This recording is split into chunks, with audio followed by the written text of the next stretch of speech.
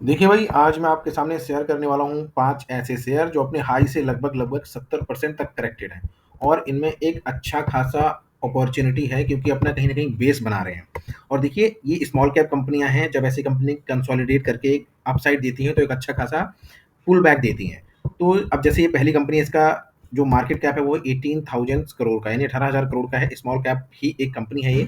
और इसका जो पी रेशियो अगर आप यहाँ पर देख पा रहे हैं तो वो 8 का है, जबकि अभी इंडस्ट्री का जो पी रेशियो है वो है 24 का।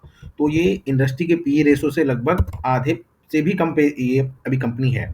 और इसका जो बुक वैल्यू है वो 11 का है, और जो भी इसका शेयर प्राइस चल रहा है वो है लगभग 49 के आसपास, 41 के आसपास। और कंपनी का नाम है ओला इलेक्ट्रिक।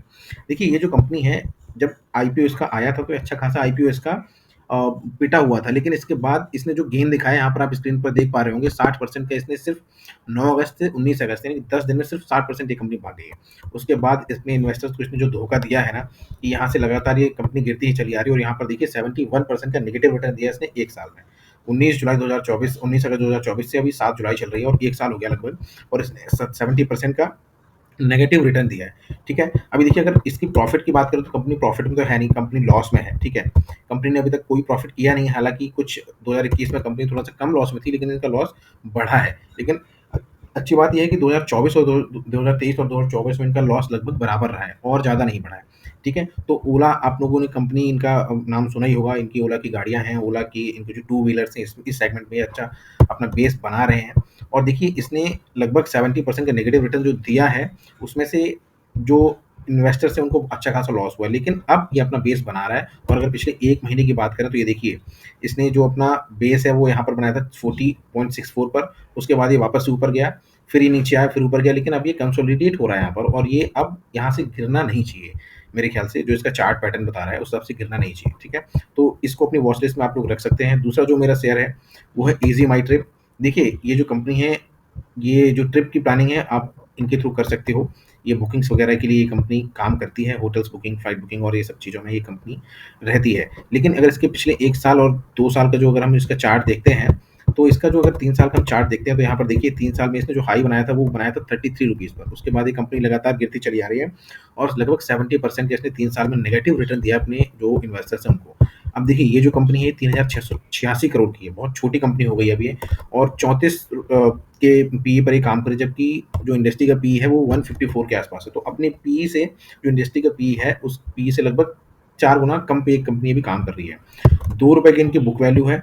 ठीक है, और अगर इनके प्रॉफिट की बात करें तो कंपनी प्रॉफिट में रहती है मोस्टली टाइम, लॉस में नहीं रहती है। अगर ईयरली प्रॉफिट की बात करें तो थोड़ा सा इस बारी कम हुआ है। 2023 में इनका प्रॉफिट अच्छा था, 2024 में थोड़ा कम हुआ है। ठीक है, क्वार्टरली प्रॉफिट की बात करें तो लगभग 26 से 30 करोड़, 13-15 करोड़ ऐसे इनका प्रॉफिट आता है। और जो इनका आरओई है वो 14% के आसपास है।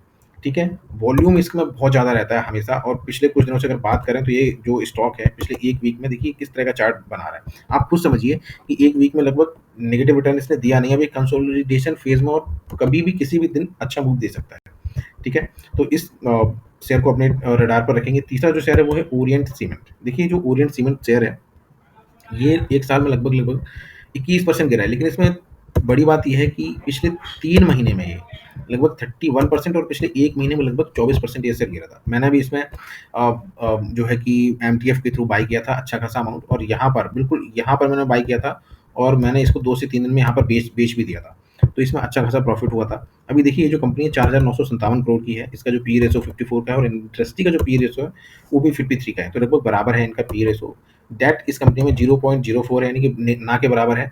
और 88 की बुक वैल्यू है, और ये भी शेयर चल रहा है 235 के आसपास। और देखिए, इसमें प्रॉफिट लगातार इनका बढ़ रहा है। ठीक है, ईयरली बेस पे भी इनका प्रॉफिट बढ़ा हुआ है। और प्रोमोटर्स की भी 37% के आसपास हिस्सेदारी है। फॉरेन इंस्टीट्यूशन की जो हिस्सेदारी है वो 8.41 के आसपास है।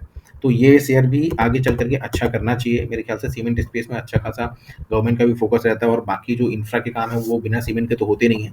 तो एक अच्छा फोकस इसमें रहता है। एक ये जो शेयर है, इस शेयर का है 7 रुपीज़ अभी भाव चल रहा है, 7.29। और देखिए, पिछले 3 सालों में इस शेयर ने लगभग नेगेटिव रिटर्न दिया है। अगर इसके टॉप से बात करें तो इसने लगभग लगभग 57-58% का इसने नेगेटिव रिटर्न दिया है। और ये जो शेयर है लगभग ₹5 के आसपास अपना जो है बॉटम बनाता है, 5.80 के आसपास, जो कि रिसेंटली ही गया था अभी नवंबर 2024 में। उसके बाद अभी जो रिसेंटली 16 जून को भी इसने 6.56 का जो बेस बनाया था।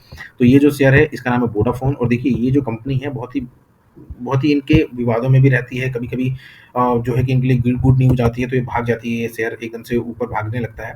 हालाँकि इनका जो बेस है वो कम हो रहा है, इनका बेस लगातार कम हो रहा है, जियो और एयरटेल के पास जा रहा है। और इस शेयर की खास बात ये है कि ये सबको सरप्राइज़ करता है। जिन जो लोग सोचते हैं कि अब बढ़ेगा तो उनका लॉस कर देता है, कभी प्रॉफ़िट कर देता है, कभी कोई न्यूज़ आ जाती है, तो बहुत वोलेटाइल स्टॉक रहता है ये। और अगर यहाँ पर कोई जो इन्वेस्टर है वो फँसा हुआ है इसके टॉप में, यहाँ पर जो भी इसने भी 1 साल पहले टॉप बनाया था ₹16-17 का, तो वो अच्छे खासे लॉस में है। अब मुझे लगता है कि ये स्टॉक कहीं न कहीं कंसोलिडेशन फ़ेज़ में है। अब ये इससे नीचे जाना नहीं चाहिए, 6.75 का इसने बेस बनाया था नवंबर 2024 में, उसके बाद से लगभग देखिए, अगर देखूँ तो लगभग 1 डेढ़ % के ये लॉस या फिर 1 डेढ़ % के प्रॉफ़िट में है। तो ये अब कंसोलिडेट हो चुका है और मेरे ख़्याल से इसके नीचे जाना नहीं चाहिए। और इस कंपनी के लिए गवर्नमेंट भी कोशिश कर रही है कि इसको जो है कि इस कंपनी को रिवाइव किया जाए, मरने ना दिया जाए इस वोडाफ़ोन को। क्योंकि हमारी पहली जो है नेटवर्क कंपनी यही थी बीएसएनएल के साथ। जो तीसरा शेयर है वो 48 पर चल रहा है और इसका अभी भाव है लगभग 48 के आसपास। जिंदल वर्ल्ड वाइड इस शेयर का नाम है। देखिए, ये जो कंपनी है लगभग ₹89 से ₹48 पर आ गई है और इसमें ज़्यादा टाइम नहीं लगा है। जनवरी 2025 से जुलाई 2025 चल रहा है, तो लगभग 6-7 महीने में 50% के आसपास घट चुका है। ये अपने 52 वीक लो के आसपास चल रहा है और अगर बात करी जाए तो 3 साल के लो के आसपास आ रहे हैं शेयर। देखिए, 3 साल पहले भी ये शेयर लगभग 48 पर था और अभी भी ये लगभग 48 पर ही है। 41 पर था, अब ये 48 पर है। तो इसका जो बेस है वो 41 के आसपास बनना चाहिए और इसके बाद ये शेयर अच्छा खासा अपसाइड दिखाना चाहिए। इसका जो अभी करंट मार्केट प्राइस है, करंट मार्केट कैप है, वो 4900 के आसपास है। 64 का पीई है और 25 का इंडस्ट्री का पीई है। जो इसका आरओई है वो 9.60 है। डिविडेंड यील्ड है नहीं, बुक वैल्यू इसकी 7.88 है। प्रॉफिट ये कंपनी लगातार करती है। देखिए, 22 करोड़ और जिंदल ग्रुप की कंपनी है, एक अच्छा ग्रुप है। ठीक है, इसके जो प्रोमोटर्स की होल्डिंग है 59% है। तो ये 5 शेयर थे जो मैंने आपको बताए हैं और इनको अपनी वॉच लिस्ट में आपको जरूर रखना चाहिए। ये कभी भी ऊपर का अप मूव दिखा सकते हैं, ये जो शेयर है। ठीक है, बाकी ये जो वीडियो है वो एजुकेशनल पर्पस के लिए है। ये वीडियो किसी को शेयर बेचने या फिर खरीदने की राय नहीं देता है। ये सिर्फ एजुकेशनल पर्पस के लिए ये वीडियो बनाया गया है। वीडियो अच्छा लगे तो लाइक कीजिए, share and comment. Thank you.